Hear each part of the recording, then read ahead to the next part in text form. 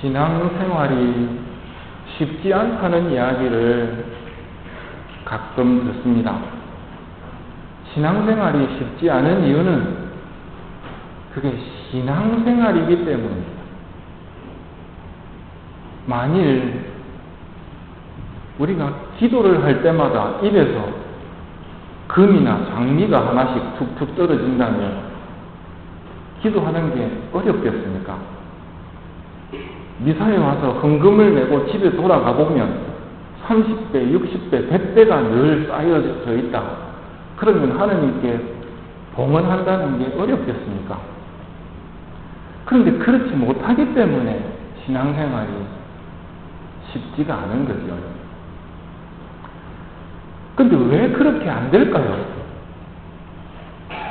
그런 식으로의 계산적인 주고받음은 하느님께 기쁨을 주지 못하기 때문입니다.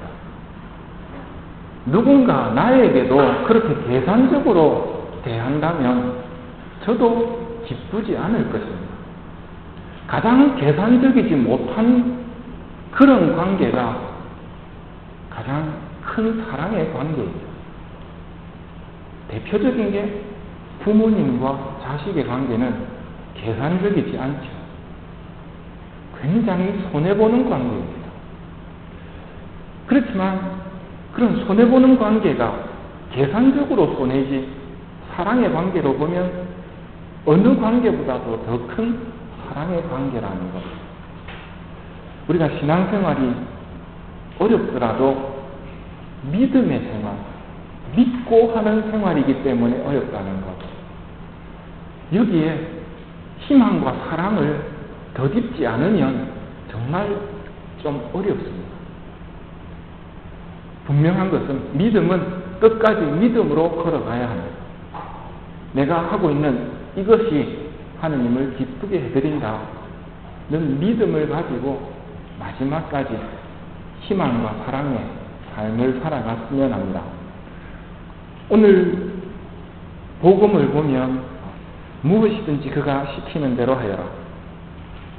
혼인잔치에서 포도주가 떨어졌다는 것은 난감한 일입니다.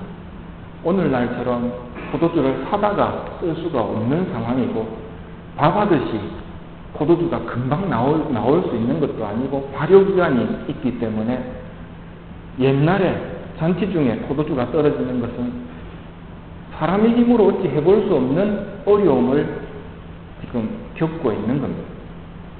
누가 가장 먼저 이것을 알아내느냐 하면 성모님이십니다. 과방장이라는 말이 오늘 나오는데요. 잔치를 맡은 사람을 과방장이라고 그럽니다.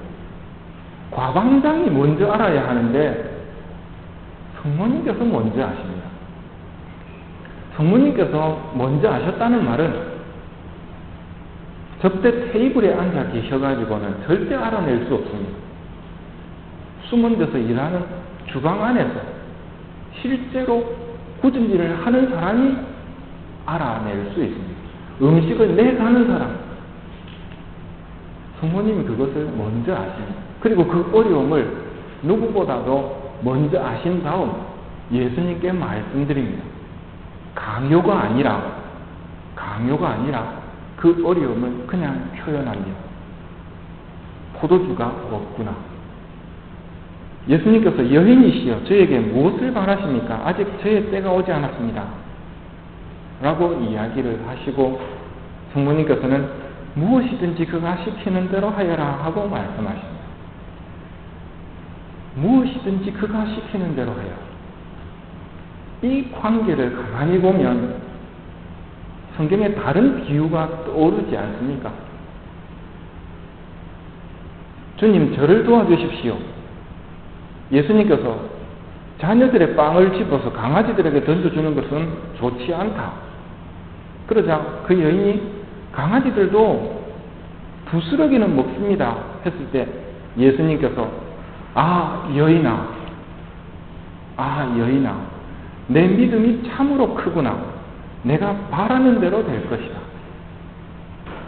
예수님의 이 거절은 정말 거절하기 위함이 아니라 바로 이 여인의 믿음, 이 믿음으로 당신의 기쁨을 드러내고 무엇을 좋아하시는지를 우리에게 알려주시는 이야기입니다. 포도주가 없구나. 무엇을 바라십니까? 아직 저의 때가 오지 않았습니다. 무엇이든지 그가 시키는 대로 하여라. 무엇이든지 그가 시키는 대로 하여라. 이 몸은 주님의 종입니다. 당신 말씀대로 이루어지기를 바랍니다. 그들의 말씀이라도 그대로 이루어지기를 바랍니다. 기적을 일으키시는 말씀이라도 그대로 이루어지기를 바랍니다. 이 몸은 주님의 종입니다. 표현은 하시지 않았지만, 아, 여인아, 내 믿음이 참으로 크구나 하는 이 여인의 믿음보다 더 큰 믿음을 분명 예수님께서는 보시고 기뻐하셨을 겁니다. 그래서 하시는 말씀이 물독에 물을 채워라 하는 말씀입니다.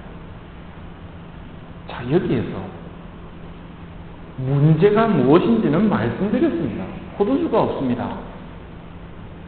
근데 예수님의 해결책은 뭡니까? 물독에 물을 채워라. 그게 아닌데요, 지금. 물을 채울 일이 아니고 포도주를 만들어야 돼요. 예수님께서는 물독에 물을 채우라고 말씀하십니다. 물독에 물을 채우는 게 어떤 의미인가? 이것을 알려면은 다시 한번 성경을 읽기 시작해야 돼요. 오늘 성경의 시작이 네헤미야 책에는 그때의 갈릴레아 가나에서라고 되어 있는데 성경을 보면 그때가 아니고요. 셋째 날 갈릴레아 가나에서 혼인잔치가 있었는데 이렇게 시작해요. 이 셋째 날이라는 표현이 의미가 있는 표현입니다. 요한복음에서는 쓸데없이 표현된 구절이 없습니다. 한 단어 한 단어가 굉장히 심오한 구약부터 신약까지의 신비를 꿰뚫고 표현하는 표현들이 많습니다. 셋째 날입니다. 그리고 오늘 정결례에 쓰는 돌로 된 물동 6개, 여기에 물을 채우라고 합니다. 정결례, 그리고 돌로 된, 셋째 날 정결례 돌로 된, 이것이 무엇을 의미하느냐? 하느님께서 당신의 계명을 우리에게 주실 때 이스라엘 사람들을 준비시키셨습니다. 3일 동안 몸을 정결하게 하고 오늘과 내일 그들을 성결하게 하고 옷을 빨아 셋째 날을 준비하게 하여라. 그리고 모세가 3일 동안 여자를 가까이 하지 말라고 이야기합니다. 성결하게 하고 옷을 빨아서 셋째 날을 준비합니다. 그리고 이 정결례를 통해서 돌판에다가 십계명을 새겨주십니다. 때문에 이 표현들은 물독에 물을 채우는 것은 하느님의 계명, 율법, 그 율법을 지키는 것을 상징합니다. 율법을 지키는 것이 여러분은 쉽습니까? 믿음의 생활이 어려운 이유하고 똑같습니다. 율법을 지키는 것은 참으로 힘듭니다. 왜 힘드냐면 물 같기 때문에. 물 같다는 말은 의미를 찾지 못하고 맛을 못 느낀다는 말이에요. 어떻게 보면 이걸 내가 왜 해야 되는가, 이 계명을 왜 지켜야 되는가 하면서 지켜가야 된다는 말이에요. 그런데 문제의 해결을 예수님께서는 물독에 물을 채우라고 말씀하십니다. 계명을 지키라는 표현하고 같습니다. 선하신 선생님, 제가 무엇을 해야 영원한 생명을 얻겠습니까? 계명들을 알고 있지 않느냐 하고 대답하시죠. 물독에 물을 채워라. 여기에서 예수님께서 하신 말씀 한마디가 떠올라야 합니다. 나는 율법을 없애러 온 것이 아니라 완성시키러 왔다. 예수님에 의해서 율법이 완성이 됩니다. 마치 이것은 의미를 알지 못했던 제대로 뜻을 파악하지 못했던 물이 술이 되는 과정, 순식간에 엄청난 변화가 일어납니다. 물이 술이 되는 것. 내가 지켰던 그 율법들, 계명들, 그것의 의미가 한순간 환히 드러나는 날이 있다는 말입니다. 그때는 아하! 왜 주님께서 나에게 이렇게 하라고 하셨는가? 왜 십계명을 지키라고 하셨는가? 왜 기도 생활을 하라고 하셨는가를 환히 알게 됩니다. 주님의 말씀을 받아들이고 물독에 물을 채웠던 사람들은 그만큼의 보상을 받게 됩니다. 포도주로 가득 찬 물독을 바라보게 되는 것이죠. 그 기쁨은 우리가 마지막 날 누리게 될 기쁨입니다. 주님께서는 이 선물을 주시기 위해서 우리의 믿음의 행위를 요구하십니다. 믿음의 행동은 다름이 아니라 물독에 물을 채우는 행동입니다. 지금 우리가 필요한 것은 포도주입니다. 예수님께서 알고 계십니다. 그 문제의 해결을 우리가 생각하지 못하는 방식으로 우리에게 주십니다. 물독에 물을 채워라. 일꾼들은 물독마다 가득히 채웁니다. 이 일꾼들의 모습이 우리의 모습이어야 합니다. 그리고 또 한 번의 시련이 있죠. 그것을 떠서 갖다 주어라. 여기에도 순명을 해야 돼요. 이건 물인데 갖다 주어라 라고 말씀하십니다. 이 일꾼들의 모습을 보십시오. 그들은 곧 그것을 날라갔다. 곧 그것을 날라갔다. 말씀에 대한 즉각적인 순명의 자세입니다. 이 일꾼들의 모습이 참 존경스럽습니다. 우리의 모습이 바로 이래야 합니다. 알 수 없는 예수님의 말씀, 알 수 없는 예수님의 해결책, 그러나 믿음으로 즉각적으로 움직일 때, 성모님의 말씀을 받아들일 때 무엇이든 그가 시키는 대로 하여라. 무엇이든지 그가 시키는 대로 하여라. 시키는 대로 했을 때 일은 벌어집니다. 바로 이런 예수님의 섭리, 우리의 신앙생활이 의미를 찾지 못하고 앞에 말씀드린 것처럼 금이 툭툭 떨어지고 30배, 60배씩 쌓아지고 한다면 그것은 하느님께서 원하시는 것이 아닙니다. 원하시는 것은 바로 이 일꾼들의 모습, 성모님의 말씀을 마음속에 새기고 살아가는 것이야말로 참된 신앙인의 모습이고 승리하는 신앙인의 모습입니다. 무엇이든지 그가 시키는 대로 하여라. 그분이 나보다 낫다는 것을 인정하십시오. 그분이 나보다 슬기롭고 그분이 나보다 현명하십니다.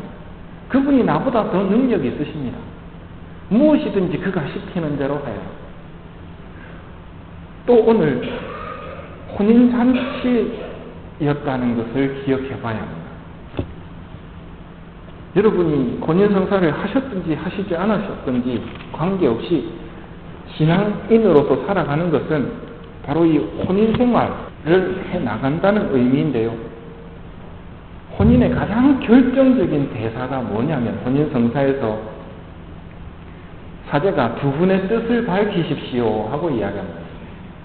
그러면 나 누구는 나 베드로는 당신을 아내로 맞아들여 즐거울 때나 괴로울 때나 성할 때나 아플 때나 일생 신의를 지키며 당신을 사랑하고 존경할 것을 약속합니다 하고 이야기합니다. 그러면 신부는 이렇게 이야기하죠.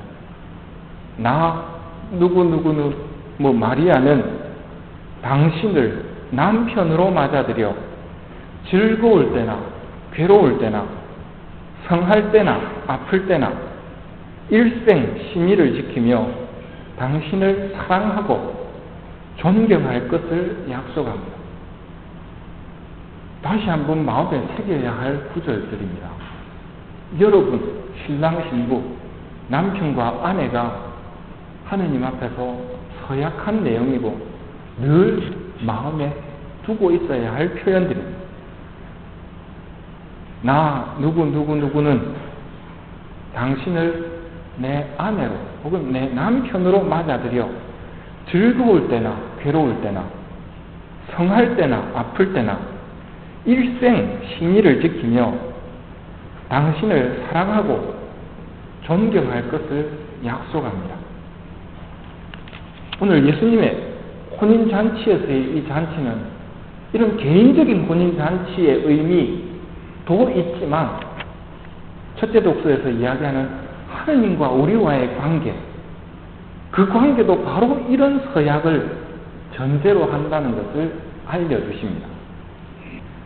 주님께서 너를 마음에 들어 하시고 네 땅을 아내로 맞아들이실 것이기 때문이다. 정녕 총각이 처녀와 혼인하듯 너를 지으신 분께서 너와 혼인하고 신랑이 신부로 말미암아 기뻐하듯 너의 하느님께서는 너로 말미암아 기뻐하시리라. 하느님과 우리와의 관계가 바로 이 혼인관계라고 표현을 하고 있습니다. 그렇다면 하느님께 이 혼인서약을 했다는 말입니다. 나는 하느님을 내 아내로 맞아들여 즐거울 때나 괴로울 때나 성할 때나 아플 때나 일생 신의를 지키며 당신을 사랑하고 존경할 것을 약속합니다. 바로 이것이 하느님과 우리와의 관계입니다.